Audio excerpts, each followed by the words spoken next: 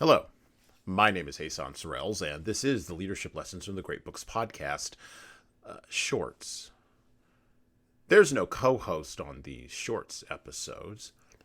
These are now around 6 to 8 minute long observations, ideas, thoughts, or rants about the literature, philosophy, psychology, and even the theology of leadership.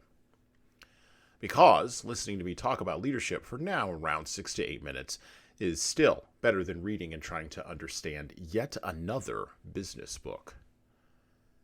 Even that business book that has been sitting in your Amazon queue that you just haven't been able to bring yourself to purchase for around the last 6 months. The Joker, played by Heath Ledger in the film The Dark Knight, made a point in that movie about his chaotic behavior. He compared it to a dog chasing a car. A dog chasing a car chaotically and without a plan. Sometimes in the world outside the screens of cinema or our phones, the dog catches the metaphorical car. Knowing what to do with the car once you have it, of course, is the most difficult thing for most people to conceptualize. Black Americans overwhelmingly in 2024 have, quote-unquote, caught the car of racial justice, equal protection under the law, broad social acceptance of their, quote-unquote, culture, and even interracial marriage. Sure, there are still some problems like mass incarceration, prison, which is almost saying the same thing, single parenthood, and of course drugs. But black leaders have never had a plan for how to capitalize on the hard-fought-for successes due to the work of people who are now long dead as of the last 60 years. And now, finally, as we're approaching a post-DEI, post-affirmative action American reality for black people, black leaders are almost at a malpractice level non-existent at the post, continuing to object to the specks of imperfections in American society rather than working diligently to pull the massive log of a lack of leadership vision from the corner of their own eyes. There's no prize for coming in second in the real world, and mediocre competency and racial posturing, performative displays of outrage, and everything else won't cut it anymore as solutions to what are not injustices but are instead facts of the nature of reality for everyone, regardless of their skin color. So where's the vision for the little people? Who will lay out a plan? Who will be responsible? Who will give away the credit when it succeeds, and who will take the blame if it fails? Who will carry the boats? The failure of Black American leadership is almost complete. And now it's time to articulate a vision, or at the very least give some tactics, here at the end of the fourth turning in the United States. Here are 5 things that black people can do right now at an individual level and collectively at a community level that they don't need quote-unquote black leaders for. Number 1, get married once and stay married. Go to college to get married and go to college to get a degree. You can do both at the same time. Number 2, don't have children until after you're married.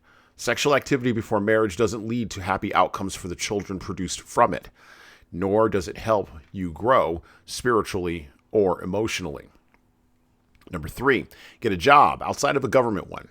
This one is hard, but we need more construction workers, electricians, and entrepreneurs, and we need them more than we need government bureaucrats and quote-unquote officers in HR and corporations. Speaking of which, 60% of America, still 60% of America, and 60% of Americans, well, they work in small businesses with 100 or fewer employees. Small businesses still run America. Number 4, start a side hustle. Real estate, programming hacks, virtual help, delivery services, anything at all that can be security and provide and build the foundation of generational wealth. Saving and investing should be a priority as well, but first, you're going to need a little cash. Finally, number 5, buy property and stock up on gold and guns. If and or when the country falls apart, those with the gold, the guns, and the gas will make the rules about who gets the food and the water. And you always want to be on the right side of that particular equation. If these steps are followed, generational poverty can be avoided. Moving up the ladder of progress and class in 3 generations is eminently possible, and the changing of society and culture, particularly black culture, can begin. Any mature and sustainable vision of the future must include children, wealth, and God. There is no other way. The closer black people can keep those in front of their eyes, the better they will do. As the dominant culture disintegrates at the end of the 4th turning into something else all around them, and they will be prepared for the next seculum spring.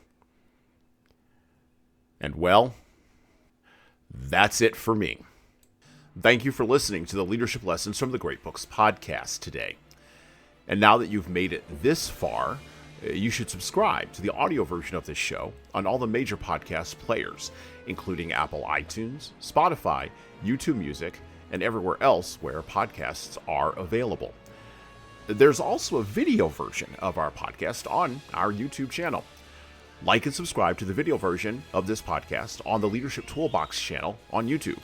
Just search for Leadership Toolbox and hit the subscribe button there on YouTube. And while you're doing that, leave a 5-star review if you like what we're doing here on Apple, Spotify, and YouTube. Just go below the player and hit 5 stars. We need those reviews to grow, and it's the easiest way to help grow this show. And tell all your friends, of course, in leadership. By the way, if you don't like what we're doing here, well, you can always listen to another leadership show. There are several other good ones out there. At least that's what I've heard. All right. Well, that's it for me.